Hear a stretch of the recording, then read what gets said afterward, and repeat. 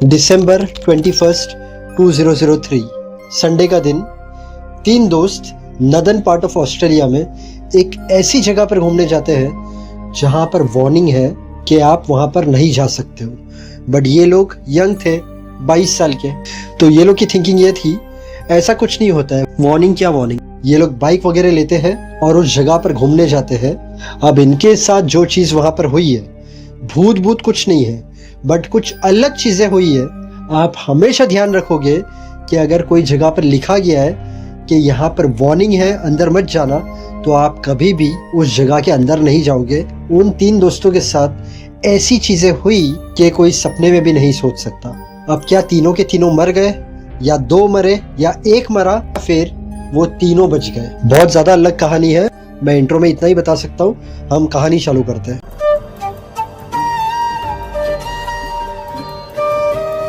जैसे मैंने डेट बताई, दिसंबर 21, 2003। ब्रेट 22 साल का, शॉन 19 साल का, एशले 19 साल का। वो लोग घूमने जाते हैं northern part of Australia, Darwin city से 80 किलोमीटर की दूरी पर। रिमोट बुशलैंड एरिया जो जंगल के जैसा था, वहां पर जंगली जानवर, रिवर। वहां पर थोड़े दिन पहले बारिश हुई थी तो थोड़ा कीचड़ भी था। ये लोग वहां पर पहुंचते हैं और अपनी बाइक चालू करते हैं, 4 व्हील वाली क्वाड बाइक। इन्होंने रेसिंग लगाई, चिल्ला रहे हैं, हंस रहे हैं, मस्ती कर रहे हैं, बहुत खुश है। आपस में बात करते हैं कि यहाँ पर तो ऐसे ही कहा जाता है कि नहीं आना चाहिए, बट ये जगह तो बहुत सॉलिड है। अब रेस लगाकर मस्ती कर कर इनके कपड़े हो गए थे मिट्टी वाले, बाइक हो गई थी कीचड़ वाली। इन तीनों ने देखा एक रिवर, उस रिवर का नाम था फिनिस। एकदम शांत रिवर थी, बट कभी कभी जो रिवर शांत होती है, अंदर से वो शांत नहीं होती, सिर्फ दिखावा करती है कि वो शांत है। मैं जो बोल रहा हूँ आपको आगे पता चल जाएगा। अब जैसे वहां पर 2 दिन से जोरदार बारिश गिरी थी, तो वहां के लोकल्स को पता था कि जब ऐसी बहुत ज्यादा बारिश गिरती है तब बड़े बड़े क्रोकोडाइल्स का खतरा होता है पानी के अंदर। 13 फीट लंबे लंबे क्रोकोडाइल कभी बाहर से पानी के अंदर जाते हैं तो कभी पानी के अंदर से ही अपना शिकार ढूंढते रहते हैं। और इसलिए वहां पर वार्निंग साइन दी जाती है, आपको वहां पर नहीं आना है, और अगर आप आए तो आपको पानी के अंदर तो नहीं जाना है। बच्चे तो बच्चे होते, मतलब ये लोग काफी यंग थे। ब्रेट ने कहा मैं अंदर जाता हूँ, अपने आप को क्लीन करता हूँ, रिवर के अंदर जाता हूँ। शॉन और एशले ने कहा यहाँ पर वार्निंग साइन है, नहीं जाते। बट ब्रेट ने कहा अरे भाई कुछ नहीं होता है, मैं सिर्फ जाऊंगा, अपने आप को क्लीन कर दूंगा। वो लोग के मना करने के बाद भी, उसके दोस्त के मना करने के बाद भी, ब्रेट पानी के अंदर गया अपने आप को क्लीन करने के लिए। शॉन और एशले पीछे खड़े थे। अब वो मस्ती कर रहा है, अपने आप को क्लीन कर रहा है, शॉन और एशले को बुला रहा है। उसी वक्त उसका पैर स्लिप हुआ उस पानी के अंदर, और जो नदी शांत दिख रही थी, अचानक पानी फास्ट हो गया और ब्रेट चिल्लाने लगा मदद के लिए। शॉन और एशली तुरंत उन्होंने जंप किया ब्रेट को बचाने के लिए। ब्रेट हाथ बाहर निकालकर वो चिल्ला रहा था। उसी वक्त एक 13 फीट का क्रोकोडाइल उसके शोल्डर पर उसने अटैक किया। शॉन और एशले ने देखा, उसके शोल्डर पर अटैक करके उसे पानी के अंदर लेकर गया ब्रेट को। ब्रेट के चिल्लाने की आवाज, शॉन और एशले बहुत डरे हुए। पानी था वो पूरा लाल हो गया। ब्रेट तो ऑलमोस्ट चले गया था, वो ब्रेट की बॉडी को तो खा रहा था, बट शॉन और एशले की तरफ क्रोकोडाइल ने देखा, और जैसे क्रोकोडाइल इनकी तरफ आ रहा था, शॉन ने एशले को कहा ये ट्री है, फटाफट इस पर चढ़ जा। शॉन चढ़ता है ट्री पर, एशले उसके पीछे ही था, एशले के पीछे क्रोकोडाइल। एशले बहुत डरा हुआ था। शॉन ने टाइम पर हाथ दिया और एशले ऊपर चढ़ा। बस मिनट का डिस्टेंस था, वरना एशले भी क्रोकोडाइल के मुंह में आ जाता। ये दोनों ट्री के ऊपर है और नीचे पानी है। नीचे से क्रोकोडाइल ने अपना फेस बाहर निकाला। ये दोनों डरे, बट शॉन ने एशले को कहा बैलेंस मत छोड़ना, वरना डायरेक्ट हम लोग इसके मुंह में जाएंगे। 1 घंटा होता है, पानी थोड़ा शांत होता है। शॉन और एशले को लगता है कि क्रोकोडाइल चले गया। वो लोग आपस में बात कर रहे थे, लगता है क्रोकोडाइल चले गया। उसी वक्त क्रोकोडाइल ने ब्रेट की बॉडी मुंह में डाली और बाहर आया। ये लोग रोने लग गए, ये लोग चिल्लाने लग गए, बट वहां पर कोई नहीं था उनकी पुकार सुनने वाला। शॉन ने कहा एशले हाथ मत छोड़ना, अपने आप को संभाल, वरना हम भी मरेंगे। सॉरी, यूट्यूब की पॉलिसी, इसलिए मैं आपको सब इमेजेस नहीं बता सकता, खून वगैरह नहीं बता सकता, वरना वीडियो बैन हो सकता है। जो मैं कह रहा हूँ उससे आप ज्यादा समझना। 7 घंटे बीत चुके थे, रात हो गई। शॉन ने एशली को कहा सोना मत, अगर हम सोए और बैलेंस गया तो नीचे चले आएंगे। एशले कहता है मेरा हाथ दुख रहा है, मुझे नींद आ रही है, मुझे भूख लगी है। शॉन ने कहा सहन कर। 10 घंटे होते हैं और अचानक पानी के अंदर बबल्स आते हैं और क्रोकोडाइल फिर से ऊपर आता है। मतलब क्रोकोडाइल वो लोग का ही वेट कर रहा है कि वो लोग कैसे भी करके गिरे और क्रोकोडाइल उन्हें खा जाए। शॉन ने एशले को कहा देखा ये अपना ही इंतजार कर रहा है, हमारा अगर बैलेंस गया तो हम इस दुनिया से गए।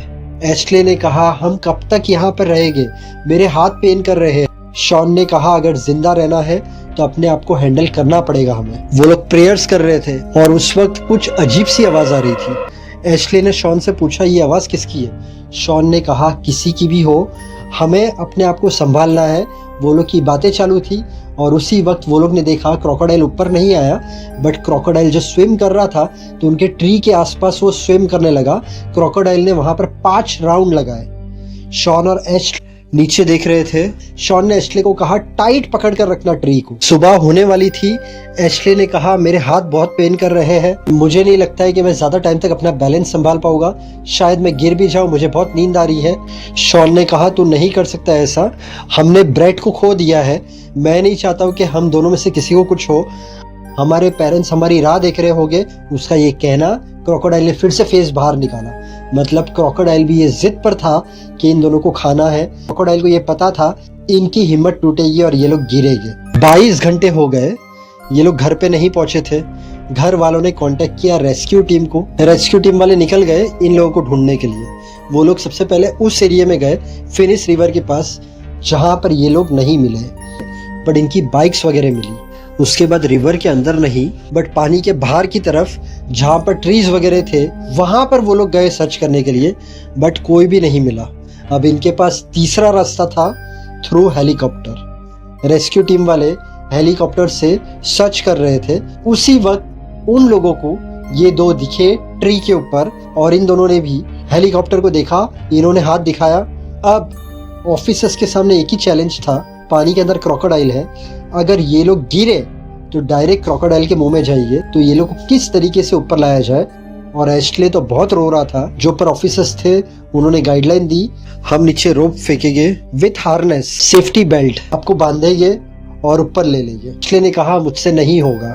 शॉन एशले को कहता है तो क्या तुझे पूरी लाइफ यहाँ पर रहना है, वो नीचे हमारी राह देख रहा है, हम जैसे गिरे वो खा जाएगा, तुझे रिस्क तो लेना ही पड़ेगा। शॉन ने कहा तुझे कुछ नहीं होगा, सेफ्टी बेल्ट भी है। बस एशले ने हिम्मत दिखाई, नीचे रोप फेंकी गई। पहले एशले ऊपर गया, उसके बाद शॉन ऊपर गया। दोनों जैसे हेलीकॉप्टर के अंदर पहुंचे, ऑफिसर्स को गले लगा लिया, दोनों रोने लग गए। दोनों को हॉस्पिटल लेके जाया गया। डेंजरस कोल्ड हो गया था, हाइपोथर्मिया। एशले शॉक में था, ट्रॉमा में था। उन लोगों को रिकवर होने के लिए टाइम लगा। ब्रेड की बॉडी तो कभी मिली नहीं, बट वो जो बहुत बड़ा क्रोकोडाइल था उसे वहां की अथॉरिटीज ने मार दिया। ब्रेड दुनिया से चले गया और शॉन और एशले के लिए पूरी लाइफ का ये एक बहुत बड़ा ट्रॉमा था।